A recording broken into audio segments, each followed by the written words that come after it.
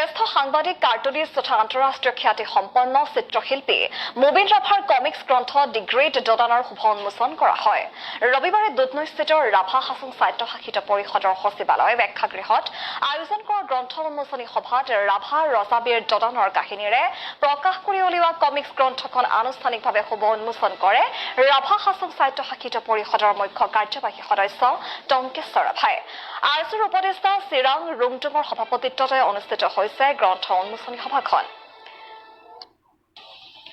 আৰু বন্দী পৰ্যালোচনাৰে দি great ডডান comics গ্ৰন্থখন আনুষ্ঠানিকভাৱে শুভ উন্মোচন কৰে ৰাভা হাছং সাহিত্য শাসিত পৰিষদৰ মুখ্য কাৰ্যবাহী সদস্য টংকেশ্বৰ ৰাভাই।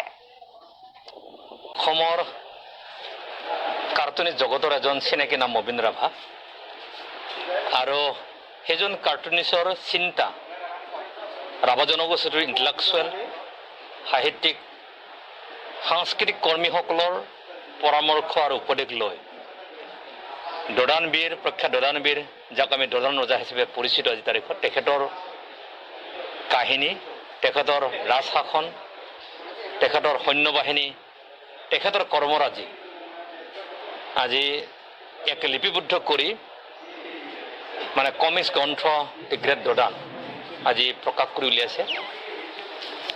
আৰু এই গ্ৰন্থখনৰ দ্বাৰা ডডানবীৰ আৰু ডডান ৰজাৰ সম্পৰ্কত ৰাভা জনগোষ্ঠীৰ প্ৰতিটো স্তৰৰ ব্যক্তিয়ে জানিব পাৰিব। মই বহুত বছৰৰ পৰাই মানে ৰাভা হিচাপে আৰু এজন অসমীয়া হিচাপে অসমীয়া আৰু ৰাভা জনগোষ্ঠীৰ কাৰণে মই কিবা কৰিব পাৰি নেকি, মই নতুনত্বভাৱে কিবা চিন্তা কৰিব পাৰোঁ নেকি, আৰু সেই চিন্তাবোৰ বাস্তৱত ৰূপায়িত কৰিব পাৰি নেকি, সেই কথাবোৰ মই মানে চিন্তা কৰি আহিছিলোঁ।